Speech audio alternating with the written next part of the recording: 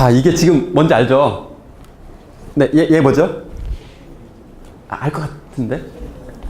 그렇죠. 3D 프린터. 얘는 드론이죠. 예.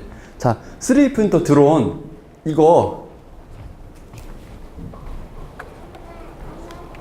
자, 20년 전에 어땠을까요? 있었을까요? 없었을까요? 자, 퀴즈입니다, 이건. 아, 네, 있었어요, 제가. 네, 예, 맞습니다. 예, 축하드립니다. 아, 있었어요. 근데 하필이면 20년 지나가지고, 20년 지났잖아요. 지나가지고 지금 막 뜨기 시작했잖아요. 그쵸? 최근에 1, 2년도 안 됐어요. 그죠? 이거. 뜬 지가 얼마 안 됐고, 막 이게 미래를 바꾸느니 마느니 뭐 이런 얘기를 하잖아요, 지금. 근데 20년 사이에 무슨 일이 일어났을까 생각해 봐야 돼, 사실은. 지금 보면 먼저 이 스마트폰 얼마 정도 되는 것 같아요? 기억에. 제대로 막 나온 게 10년 안 됐을 것 같거든요? 그쵸? 생각보다 오래된 것 같지만 얼마 안 됐잖아요? 그런데 얘가 엄청나게 발전했죠. 그죠? 생활에 너무 많은 것들 영향을 미쳤죠. 그래서 지금 기술이라는 게 이런데 얘네들은 왜 20년을 지금 이러고 있었냐면, 헤매고 있었냐면, 지금 여기 안에 들어가 있는 거 잘 보면요. 이 안에 전자 부품 들어가 있겠죠. 뭐 CPU라고 하는 생각하는 회로도 들어가 있을 것이고, 소프트웨어도 들어가 있을 것이고, 배터리도 들어가 있겠고, 또 얘랑 밖에서 통신도 해야 되잖아요. 얘들 스마트폰이나 이런 걸 통신하거든요, 직접. 제어도 하니까, 드론도 요새. 근데 얘네들이 20년 사이에 뭐가 있었냐면, 전자부품이 무지무지 싸졌어요. 예, 아시다시피. 무지무지 싸지고, 얘네들이 전기를 적게 먹어요. 그쵸? 지금 배터리 적게 먹거든요. 게다가 배터리도 되게 좋아졌어요, 지금. 배터리 아주 좋아졌거든요, 예전보다, 20년 전보다. 그 다음에 모터 같은 거 있죠, 조그만 모터들. 모터들 성능이 아주 좋아졌어요. 실제로 좋아졌어요. 그리고 얘네들이 전기도 적게 먹어요. 얘네들이 이런 게 20년이 걸린 거예요. 20년이 걸렸어요, 사실. 20년이 걸리면서 이 최근에 이제 이런 것들이 다 나오게 된 거는, 그리고 재료들 있잖아요. 요런 재료들. 요런 재료들, 재료공학 쪽 엄청 발전했거든요. 신소재 쪽에. 무지무지 발전했어요. 그게 꽤 걸렸지만 이렇게 왔어요. 이렇게 오면서, 근데 얘네들이 한 번 셋업이 되잖아요. 이렇게. 한 번 여기까지 와서 되면요. 얘네 그 기술의 속도나 제품의 속도는 무지무지 빨라요. 네, 그래서 이게 큰 미래에 영향을 미칠 거라고 생각하는데 조금만 더 자세하게 설명을 할게요, 이제는. 그래서 지금 아까 설명드린 것처럼 우리 세상에서 눈에 보이는 모든 것들, 제품 서비스라고 하는 거죠. 이게 건물이나 뭐 자동차나 뭐 비행기나 이 모든 게 이 주황색이라고 보면요. 그 밑에 부품 소재 요소 기술들이라는 게 있어요. 그래서 아까처럼 이게 뭐 부품도 싸지고 이게 무선통신, 특히 제일 좋아진 게 무선통신도 좋아졌죠, 지금. 옛날하고 비교 안 되게 이 스마트폰 하나로 한 뭐 몇천 개 되는 그런 센서들을 다 인터페이스 할 수 있게끔 바뀌어 있어요, 이미. 여러분들 모르시겠지만 바뀌어 있어요.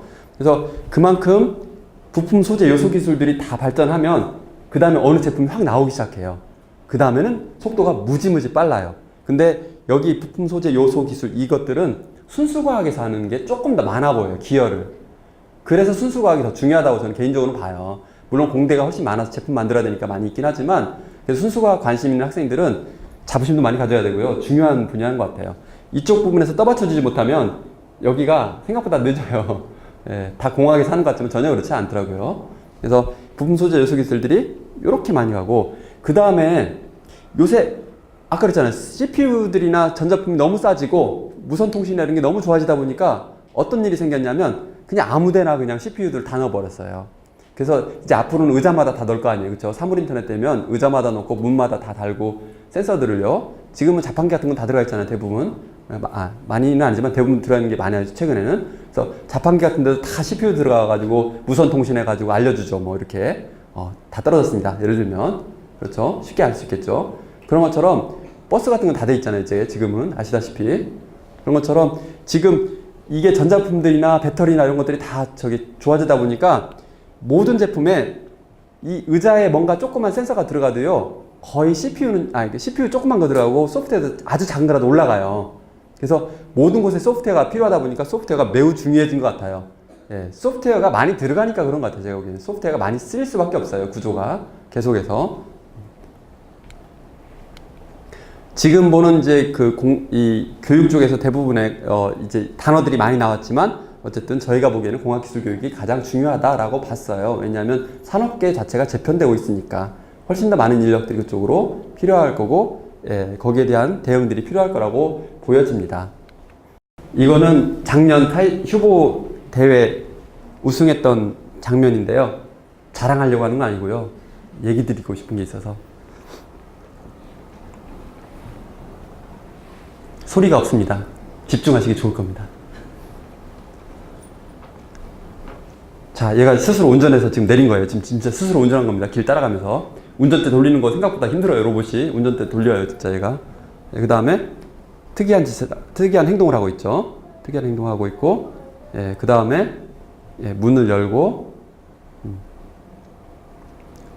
이 대회, 저거 조이스틱으로 조절하는 거 아니에요. 그쵸? 조이스틱으로 하려면 더 힘들겠죠. 그쵸? 지가 스스로 하는 거예요. 그죠? 예. 그리고 밸브를 이제 여닫고 하겠죠. 얘의 목적은 재난 현장에서 후쿠시마 원전 때문에 생긴 대회니까요. 미국에서 만든 대회니까. 나사도 나오고 훌륭한 뭐 연구소들 많이 나왔잖아요. 그때. 대학들도 훌륭한 대학들 많이 나왔고. 예, 드릴로 이제 구멍을 뚫겠죠.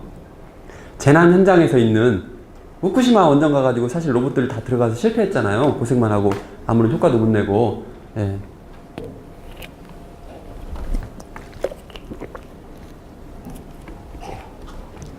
재난 현장에서 일어날 수 있는 여러 가지들. 사실 후쿠시마 원전에서 진짜 밸브 하나만 잠궜어도 왜 저런 미션들이 있냐면요. 저 중요한 미션들이 사실은 그거 하나만 잠궜어도 피해가 무지무지 줄었을 일들이 꽤 많았거든요. 근데 그거 하나 못해서 그런 게 있었는데, 예, 그런 일들을 좀 지금 하고 있다고 보시면 될 것 같습니다. 네, 그래서 그 구멍도 뚫고, 머리에 줄도 하나 달려있죠. 예, 저거 보통 때는 매달아 놓고 실험을 해요. 저거 쓰러지면 비싸기도 하지만 옆에 사람 쓰러지거든요. 다치거든요. 무거워요. 생각보다. 예, 그래서 밧줄을 항상 달아놓고 있습니다. 네. 그 다음에 이제 저 카메라를 보고 이제 사물 같은 거나 위치 같은 거 다 보고 있죠. 네. 그리고 자기가 지금 어디로 가야 될지 지금. 네. 그래서 전원 케이블 옮겨 꽂는 걸 하고 있죠. 지금 이게 보시면 속도가 좀 빨리 돌아가고 있죠. 네. 가만히 생각보다 느려요. 너무 큰 기대를 하면 안 돼요. 생각보다 이 최첨단의 기술도요. 생각보다 그냥, 네. 사람 집어넣는 게 더 속이 시원하실 수도 있어요. 저 안에. 네.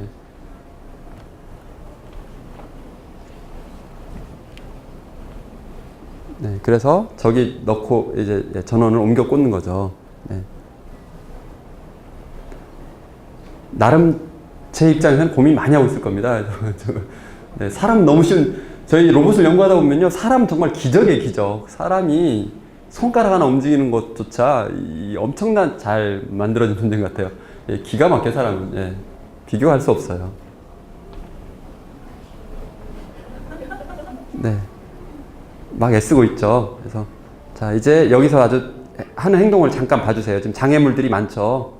장애물들이 많고, 저거를 뭐 특이하게 지금 저렇게 하고 있죠, 얘가. 네. 저렇게 이제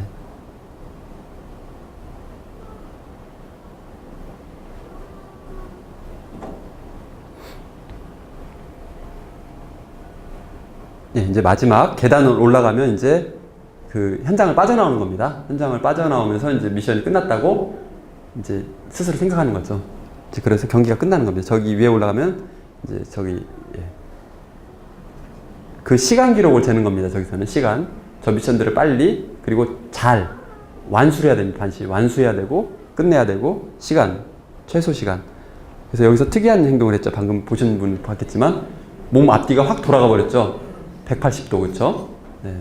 자, 그래서 이렇게 올라가고 올라가고 올라가고 끝. 네, 저 뒷사람 움직이는 거 보니까 진짜 빨리 돌렸겠죠. 네. 지금 이걸 왜 보여드렸냐면 이공계 쪽에서 특히 공대에 간 학생들이라고 하면 또는 다른 분야도 똑같은 것 같아요. 제가 보기에는. 그 어떤 분야도 간에 사회에 나가면 여러분들은 미션 해결을 중심이에요. 그러니까 뭐냐면 이 학교에서 문제 풀듯이 뭔가를 하는 게 아니라 이게 해답이 없는 문제들이 너무 많이 주어지거든요. 그렇죠? 해답이 없는, 자기만이 생각해야 되고 자기가 뭔가 결정하고 이게 어레인지 해가지고 뭔가 이렇게 미션들을 만들어 나가는 게 훨씬 더 많거든요. 불행히도 학교처럼 이렇게 그 숙제 내듯이 이렇게 하면은 참 편할 텐데 인생이 생각보다는 어렵더라고요. 그래서 지금 휴보 이 공학 관련돼서 좀 얘기를 하고 있으니까 휴보에서는요. 지금 아주 특이한 세 가지가 있었어요. 이 사건들이 있었는데, 자 아까 기억나실지 모르겠지만 얘가 이렇게 자동차에서 내려가지고 갑자기 무릎을 꿇고 바퀴가 움직이기 시작했어요. 그렇죠? 바퀴로 구동해가지고 갔고, 사실 휴보는 그 세계에서 몇 대 안 되는 그 안정된 로봇 중에 하나예요. 휴머노이드 중에서도 아주 잘 걸어가. 딱 보면 럭셔리하게 걸어갈 수 있어요. 해도 다른 애들처럼 럭셔리하게 걸어갈 수 있지만 안 했거든요. 그렇죠? 그렇게 안 하고 딱 무릎 꿇고 바로 이동했어요. 그렇죠? 또 하나는 그 장애물 같은 거 있었잖아요. 아까 막 널브러져 있는 그 널판지들 있고 이런 거 장애물도 있었는데, 그때 예를 들어 발로 건너뛸 수도 있었고, 또는 뭐 손으로 치울 수도 있고 발로 걷어낼 수도 있고, 뭐 아니면 뭐 여러 가지 옵션을 할 수 있었는데 얘는 뒤로 끌어앉아서 발바닥을 밀고 갔죠. 네. 그 다음에 계단 같은 경우는요, 얘가 갑자기 뒤로 180 돌아서 거꾸로 올라갔죠. 그건 좀 설명을 드려야 될 것 같아요. 왜냐하면은 실제로 아시모 같은 거, 이 휴머노이드 로봇 잘 보면은 애들이 엉거주춤하지 않아요? 걸어가는 게? 그쵸? 다 그렇죠? 100% 그래요. 왜 그러냐면 얘네들이 어쩔 수 없어요. 이게 사람은 뼈가 한 230개쯤 되는 걸로 알고 있는데, 사람 관절도 3차원 구조잖아요. 관절도 막 근육이 이렇게 딱 붙어가지고 엄청나게 잘 제어가 되는데, 로봇은 기본 구조가 모터 구조잖아요. 50개밖에 안 되는 모터라고요. 그러다 보니까 이게 그 사람처럼 자연스러운 거나 이렇게 사람처럼 정밀한 제어가 절대 불가능해요. 이게 로봇의 가장 걸림돌은 지금 사실은 이 관절, 이게 모터 같아, 모터가 사실은 가장 큰 걸림돌이라고 보여요. 인공근육이 꼭 필요한데 아직은 안 나왔으니까 잘 쓸만한 게 안 나온 거죠. 그래서 이런 것처럼 이게 부자연스러운 게 많아요. 휴머노이드 같은 경우. 근데 그러다 보니까 이 계단을 올라갈 때요, 그 외계인들처럼 거꾸로 올라갔잖아요. 거꾸로 외계인 영화 같은 게 SF 영화 보면 거꾸로 뒤집힌 것처럼 그렇게 걸어가는 게 더 안전해요. 안정돼 있어요. 그러니까 무릎을 뒤로 꺾고 올라가는 게 로봇으로서는 더 안정된 건 알고 있었거든요. 로봇 연구하는 사람들은. 그래서 그렇게 뒤집어서 갔어요. 근데 이 세 가지 패턴들을 보면은 이거 가만히 생각하면 초등학생도 할 수 있는 생각이에요. 그러니까 갈 때는 빨리 가려면 바퀴로 간다. 알 수 있잖아요. 그렇죠? 그리고 장애물 할 때는 그냥 밀고 가버려, 불도저처럼. 초등학생 오히려 생각을 더 잘할 수 있어요.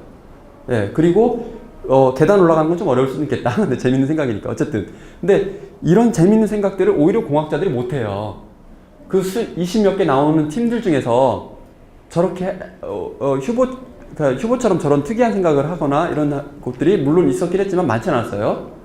그러니까 근데 보세요. 지금 저 대회의 목적이 뭐였냐면 용도 목적. 휴보는 저 대회에 왜 나갔냐면 재난 현장을 빨리빨리 해결하는 게 목적이었어요. 그렇죠? 용도 목적은 딱 그거였고, 그걸 하기 위해서 가장 빠른 선택들을 한 거예요. 가장 합리적이고 가장 빠른 선택. 휴보가 뭐 럭셔리하게 걸어갈 수 있었지만 안 했잖아요. 그렇죠? 가장 합리적이고 빠른 선택들을 한 거예요. 계속. 그리고 재난 현장에서 가장 필요한 거. 재난 현장 지금 난리 나 있는데 거기 가서 멋있게 걷겠다? 이건 아니거든요. 진짜 이건 아니에요. 그래서 정말 이 공학하고 공학기술에 관심 있는 학생들은 항상 용도 목적에 관심 가졌으면 좋겠다는 생각이 드는 게, 자, 또 하나 얘기해 봅시다. 여러분들 보면 드론이나 3D 프린터 관심 있는 중학생, 고등학생 가면 많이 있어요. 특히 이쪽 이런데 올 정도의 학생들이면 집에서 많이 사다가 조립해보는 학생들이 있을 것 같아요. 예, 제 주변에 많이 봤고.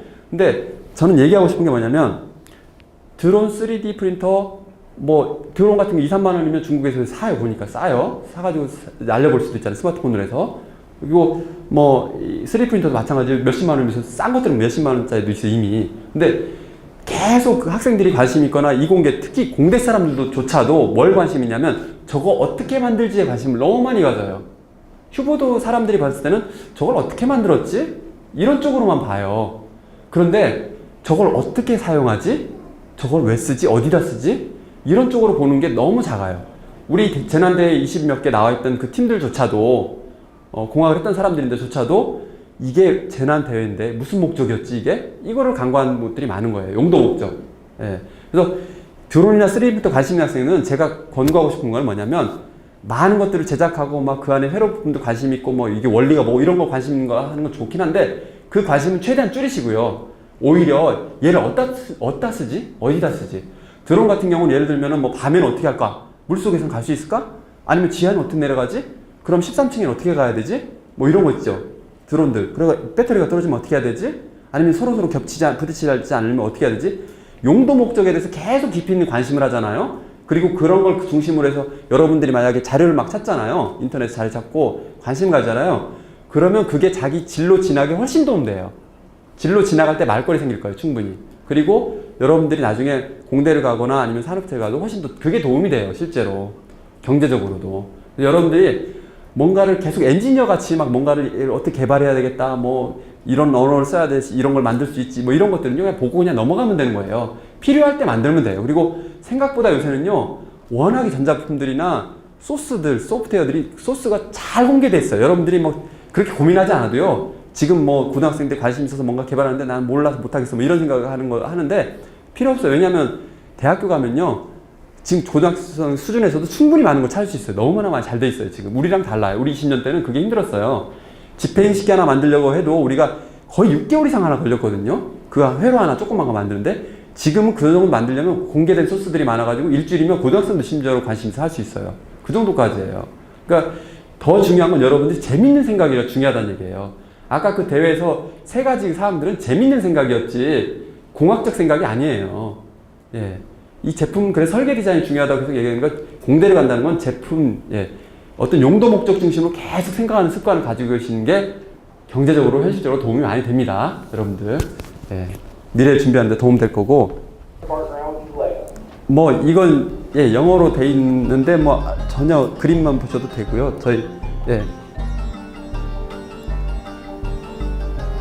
컴퓨터가 느리신 것 같으니까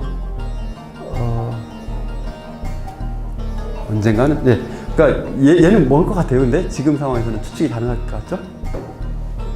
얘 뭐 하는 기계 같아요? 예. 네. 좋습니다. 이거 3D 프린터죠? 지금 뭐 만드는지 잘 안 보이죠? 지금까지는. 아, 보인다, 이제.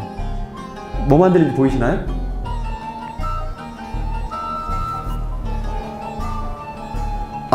네, 시간을 줄이게 해서 넘어갈게요. 이게 레고 만드는 거예요. 레고. 그쵸? 레고 만들었죠? 네. 레고를 지금 만들고 있잖아요. 자, 보세요. 지금 이게 미래 기술, 최근에 나왔던 기술들이죠. 그래서 뭐 미래에 뭐 우리 영향을 많이 끼친다고 하는 그런 기술들인데, 뭐 이게 뭐 소프트웨어도 3D 프린터, 가상현실, 인공지능, 바이오 공학, 뭐 사물 인터넷, 로봇 이런 것들은 최근에 나왔던 대부분의 중요한 이슈들을 다 다루는 것들인데 뭐 새로운 신기술을 소개하려고 한 건 아니고요, 당연히. 지금 제가 20년 때랑 그다음에 이런 특이한 기술들 이 중에서 몇 가지가 좀 특이한 것들이 있는데 얘가 좀 많이 바꿀 것 같아요. 우리 그 산업 구조나 직업 구조를 많이 바꿀 거라는 생각이 좀 들어요. 그러니까 저희도 예측이 안 되는 부분들이 많이 있는데, 그 아까 다시 설명드리면 이제 산업혁명 때 200년 좀 넘게 전에 보면은 그때 막 자본, 돈 많은 사람들이 했었어요. 돈 많은 사람들이 공장 만들어가지고 했었고, 그 다음에 70년 전쯤에 이제 컴퓨터 나오면서 그 돈 많은 사람이 좀 돈 많은 사람도 있었겠죠. 지식이 있는 사람들이 컴퓨터를 다뤘어요. 그러면서 컴퓨터를 가지고 프린터도 있으니까 뭐 문서도 만들고 그 다음에는 이제 소프트웨어도 만들 수 있게 됐잖아요. 컴퓨터가. 그러면서 소프트웨어를 막 만들어 가지고 돈을 벌기 시작했어요. 근데 그 사람 중에 있어서 일부가 남은 게 지금 앱 있죠. 카카오톡이나 뭐 이런 뭐 네이버나 이런 형태의 그런 IT 쪽 일부의 사람들이 이제 이렇게 그 사회의 지도층으로 왔죠. 그렇죠? 돈도 많이 벌시면서 이제 그게 지식 세대들이 좀 왔었어요. 근데 이 세 번째 세대는 이게 좀 독특한 산업 구조인 것 같아요. 왜냐하면은 이 3D 프린터만 얘만 들어도요, 특이하게도 우리가 인류 역사상에서 개인이 자기의 생산 수단을 가져본 적이 없어요. 물론 집에서 요리기구 같은 건 있죠. 재봉틀 같은 건 정도는 있었지만 그 공업용 있잖아요. 그러니까 공산품이라고 부르는 이런 것들을 개인이 생산할 수 있는 수단은 없었어요. 그렇죠? 예, 없었고 이게 지금 3D 프린터가 만들어지면 아까 그 20년 전에 있었다고 했잖아요. 그 있었는데요. 3D 프린터가 무지무지 비쌌어요, 그때. 1000만 원 넘었어요. 그 RP라고 해가지고요. 써왔거든요, 우리도. 근데 무지무지 비쌌고, 무지무지 느렸어요. 지금보다 더 훨씬 더 느렸고요. 재료도 별로였고요. 근데, 마찬가지로 드론도 있었지만, 너무 크고 무섭고 해가지고 사람들이 타면 죽을까봐 이제 안탔거든요. 그리고 통신도 잘 안 되니까, 통신에 대한 것도 그러니까, 여러 가지가 좀 힘들었었고. 근데 이 3D 프린터가 나오기 시작하면은, 아마 자녀들, 특히 여기 고등학생 정도 되면은 분명 여러분들 자녀들은 교구 있잖아요. 어릴 때 보면은 어린애들이 5살, 6살 이하는 다 블록 교구들 쓰거든요. 여러분들은 기억이 안 나시겠지만 비싸요. 그리고 한 달도 안 쓰고 다 버려요. 엄청나게 돈 아까운 그런 것들이 있는데 숫자 교구들, 블록 교구들 그런 것들부터 다 여러분들은 당연히 100% 3D 프린터 만드실 거예요. 지금 3D 프린터 가정용 보급형이 싸졌잖아요. 그리고 그 파워포인트 여러분 대부분 다 쓸 수 있거든요. 부모님들 쓰실 수 있으니까. 근데 그거 이제 집 모양 만들기 쉽잖아요. 갖다 구 만들고 뭐 갖다 놓고 하면 집 모양 만들어지니까 3D 프린터도 똑같아질 거예요. 툴들이 지금 편해진 툴이 많이 생겼는데 훨씬 더 편해질 거예요. 그래서 그냥 일반인들도 자기 안경테 만들고 싶으면 안경테 갖다가 색깔 바꾸고 클릭해 색깔 바꾸고 사이즈는 대충 넣으면 되거든요. 예, 아니면 이제 이 카메라 인식도 해줄 거예요. 이제 갈수록 컴퓨터 되면 카메라 인식해서 자기 걸 알아 사이즈 재줄 거예요. 예를 들면. 그래서 충분히 만들 수 있어요. 그냥 기본적으로 자기 디자인 해가지고 바꿔서 블록들도 막 자기 맘대로 다 바꿔가지고 옆집 아줌마한테 데이터도 팔 거예요.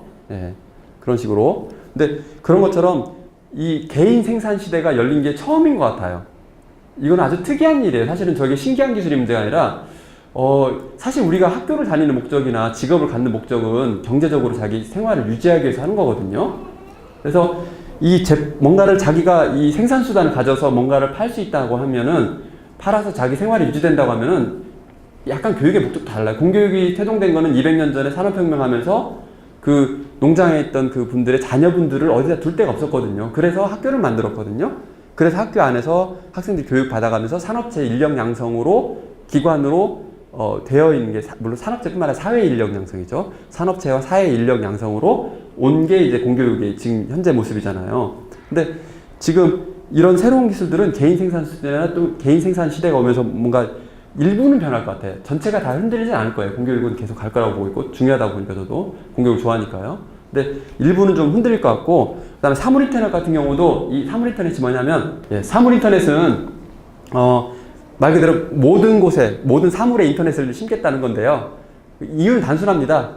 싸졌으니까. 그리고 대기업 입장에서 보면요. 저 칩을 만드는, 전자부품 만드는 대기업 입장에서는 많이 깔아야 돼요. 그쵸? 예, 많이 깔아야 되거든요. 그래서 그 대기업 입장에서 많이 까니까 모든 사물에 다 넣고 싶어 하는 거고, 그 3D 프린터나 지금 드론 같은 경우 관심을 가지고 많은 업체들이 지금 들어오고 있거든요. 조그만 벤처기업들도 많이 저걸 만들고 있는데, 결국은 저것도 대기업들이 많이 장악을 할 거예요. 삼성 같은 데 들어오면은. 그래서 지금 3D 프린터를 계속, 아까 드론도 마찬가지고 저걸 만드는 데 관심을 갖지 말라는 이유가 뭐냐면, 어차피 그 시장이 활성화되면 큰 기업들에서 많이 만들 거란 말이에요. 근데 저걸 어떻게 쓰고 어디다 쓸 것이고 뭐에 쓸 것이고 하는 것들은요, 그거는 대기업이 생각할 수 있는 것들이 아니에요. 그런 사업들은 개인과 벤처와 중소기업들이 만들 수 있는 분야들이에요. 그래서 물론 여러분들의 진로가 대기업이나 연구소 쪽, 대기업 연구소 쪽이라고 관심 있으면 그냥 관심 없이 개발하는 쪽으로 가셔도 되긴 하는데, 만약 다른 분야에 관심이 있었다면, 예. 근데 제가 경향을 봤을 때는 지금 삼성이 2배 성장한다고 해서 2배 고용하지 않죠. 맞죠?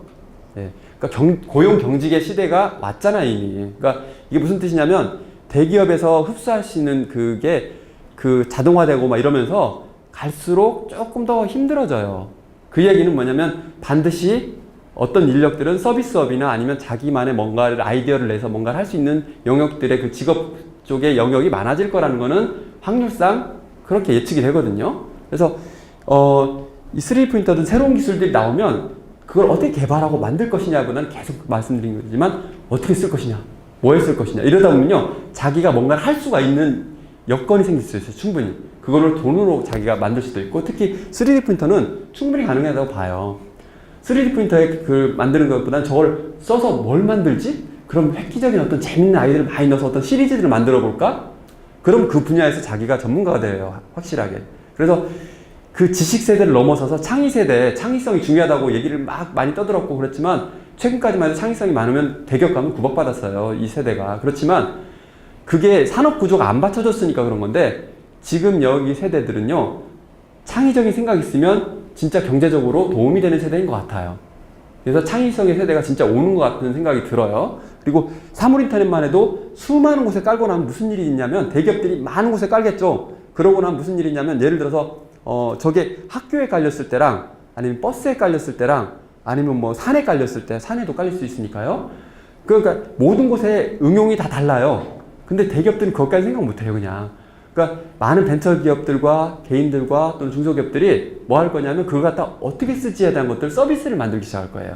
예를 들면 뭐 분식집 앞에 딱 그 학교 앞에 분식집 앞에 딱 가면은 내 스마트폰에 있는 거랑 저 간판에 IoT가 될 거니까 사물 인터넷이 깔려가지고 간판이랑 통신하는 거죠. 그래서 그 간판에서 우리 뭐 3학년 몇 반 모임 있는데 회식은 아니지.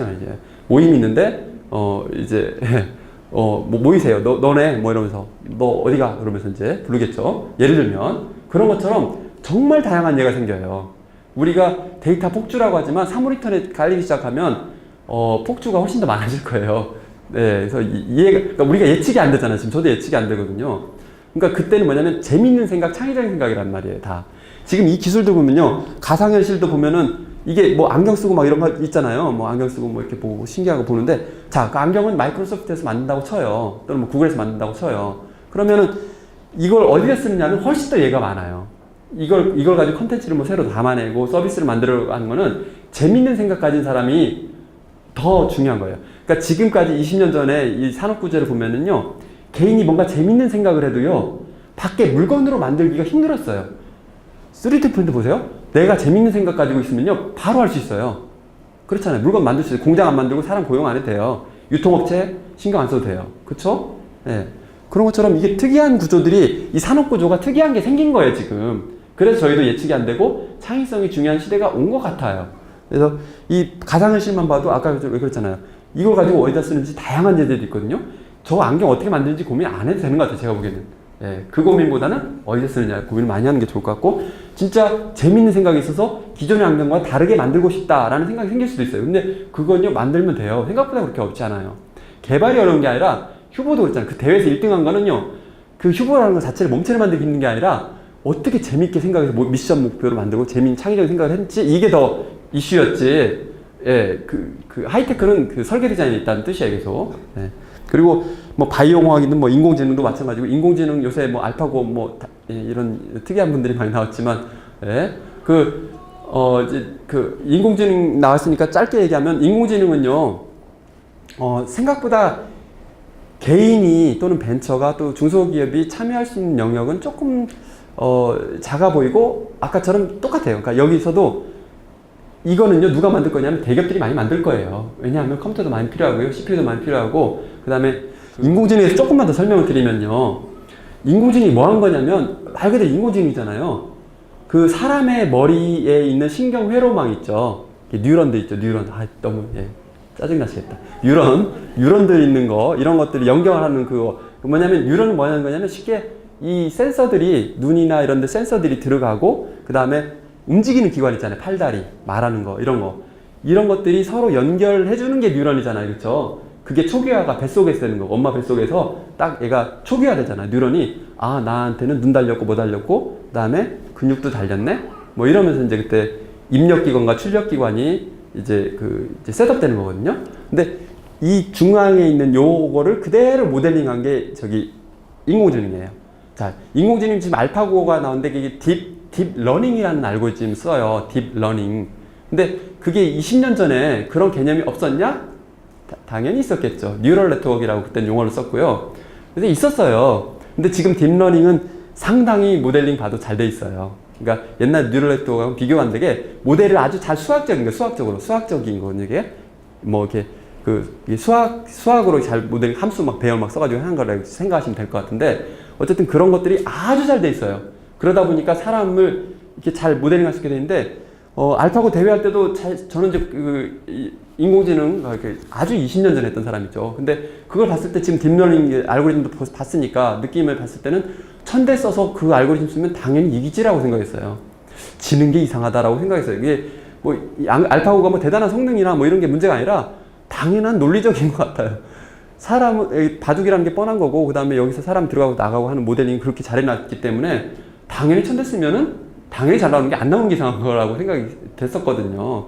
그래서 뭐 두려워할 게 아니라 인공지능 두려워하는 게 아니라 당연히 그냥 논리적으로 나올 수밖에 없는 구조예요. 그냥 뭐 자판기 뭐 돈 넣으면 나오듯이 그런 느낌이었거든요. 근데 대신 인공지능이 지금 모델링하지 못하는 분야가 당연히 있잖아요.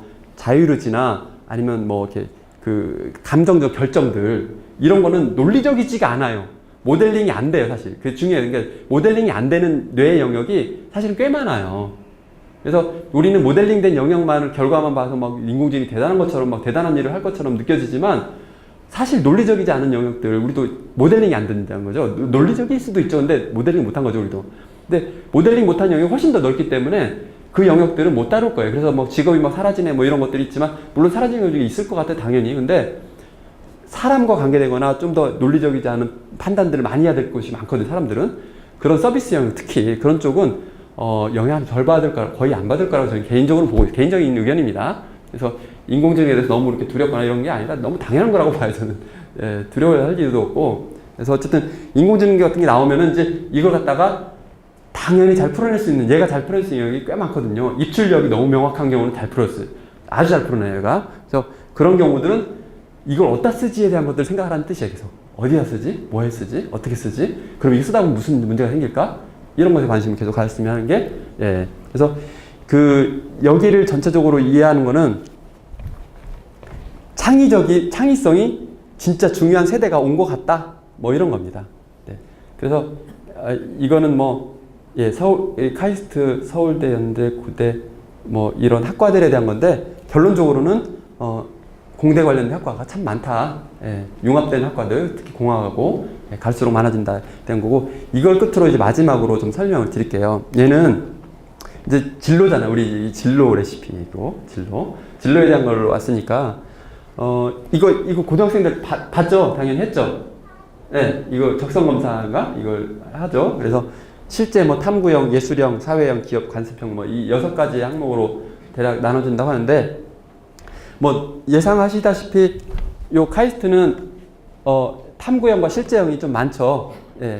실제로 많고 가끔 이제 뉴스나 이런 데 보면 예술형 우리는 이제 이게 노는 친구들이라고 얘기를 했는데 그래서 노는 친구들이 좀 있어요. 아시다시피 있잖아요. 보면 TV에도 나오고 있잖아요. 그런 친구들도 있고 또 사회형 쪽 있고 기업형, 관습형인데 이 실제형, 탐구형 같은 경우가 이 대부분이긴 한데요. 지금 이제 이공계 쪽에서 어떻게 교육이 이루어지고 있고 여러분들 또 어떻게 바라봤으면 좋겠는지 이게 얘기하려고 하는 건데 이게 많고 그 다음에 최근에 이제 그 제품이나 기술들이 이렇게 예술적인 거나 사람의 감성을 많이 요구하잖아요. 사람들 감성을 자극하고 이게 공감해 줄 수 있는 제품들 요구하다 보니까 예술형은 우리도 잘 갖춰져 있지 않지만 이제 갖춰지라고 맨날 강요하고 있는 그런 커리큘럼들로 해서 항상 1학년 교양 과정들에 이런 것들이 기본적으로 들어가요. 최대한 이제 들어가고 있어요. 이제 갈수록 예술형 쪽이 들어가고 있고 그 다음에 이러한 성향을 가진 학생들이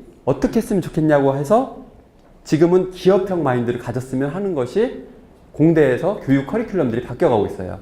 특히 1, 2학년 때 또는 3학년도 마치 계속 가고 있는데 얘가 뭐냐면 지금 창업 분위기가 많이 열풍이잖아요. 그 다음에 대기업을 가거나 연구소를 가더라도 팀별로 거의 기업처럼 움직여요.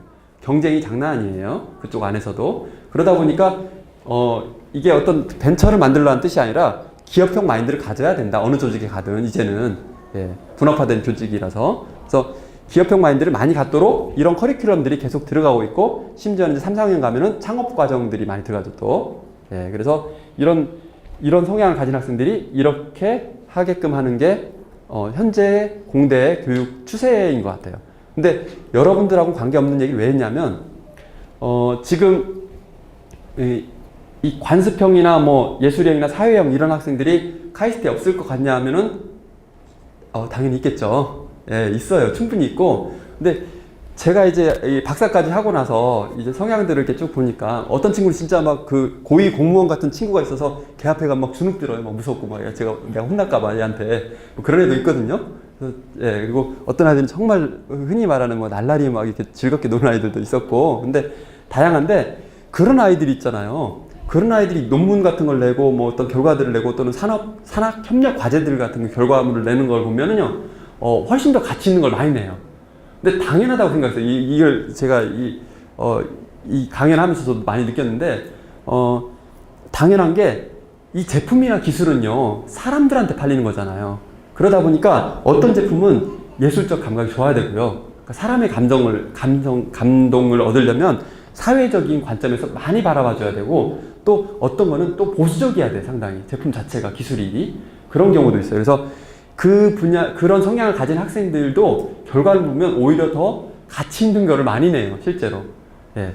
관습형, 뭐 예술형, 이런 사회형, 기업형 이런 학생들도 훨씬 더 가치 있는 결과들 많이 내더라고요. 그래서 여러분들 성향 중에서도 어떤 학생들은 뭐 사회형 해가지고 도저히 내가 뭐 이런 걸 가면 좋아하겠냐 하겠지만, 잘 낼 수 있겠냐 하겠지만, 그 공대를 만약 성향이 있는 친구라면 이쪽 분야를 선택해도 훨씬 더 멋진 결과 내는 것 같아요. 오히려 저희 탐구형, 실제형이 창의성이 좀 떨어지는 부분들이 좀 더 많아요, 실제로는. 네. 그리고 그럼 만약 자기가 공대 관련돼서 어떤 거를 이렇게 전체적으로 보면 공대 관련돼서 내가 정말 공학에 관련된 성향이 좀 있는 사람인가를 판단하는 건 좀 쉬운 것 같아요. 뭐냐면요, 사람은 본질적으로 자기 생각을 밖으로 표출하게 돼 있어요. 그렇죠? 그래서 그걸 표출할 때 말과 글로 주로 표출하는 걸 좀 좋아하는 스타일은 인문계열이겠죠. 뭐 쉽게 말하면. 그렇죠? 그 다음에 예술적인 작품으로 하는 건, 또는 어떤 직능 제품, 어떤 걸 관련됐으면 예체 증명 쪽일 거고, 그리고 당연히 이공계열 쪽이면, 그런데 이공계열은 좀 약간 달라지는 게, 이공계열은 글과 말로 나타내는 걸 좋아하는 사람이 있어요. 그쪽은 좀 순수과학 쪽이고, 물건으로, 그러니까 제품으로 뭔가 눈에 보이는 걸로 나타내는 거 있잖아요. 뭔가 자기 생각을 눈에 보이는 걸로 막 나타냈으면 좋아하는 스타일의 사람이 있어요. 예, 공학적, 기술적 제품들이겠죠. 뭐 결과물들이 다. 근데 그런 성향이 있는 친구들은 다른 이 6가지 성향과 관계없이 공학 쪽이 조금 더 나은 것 같아요, 제가 보기에는. 예, 그래서 그런 선택을 했으면 좋겠다는 게, 예, 총 결론입니다. 그래서 창의성이 하도 구박받던 세대였지만 이제는 필요한 것 같아요, 현실적으로. 여러분 세대에는. 예, 그래서 이걸로 하면서, 예, 마치고요. 질의응답을 좀 받겠습니다. 네. 감사합니다.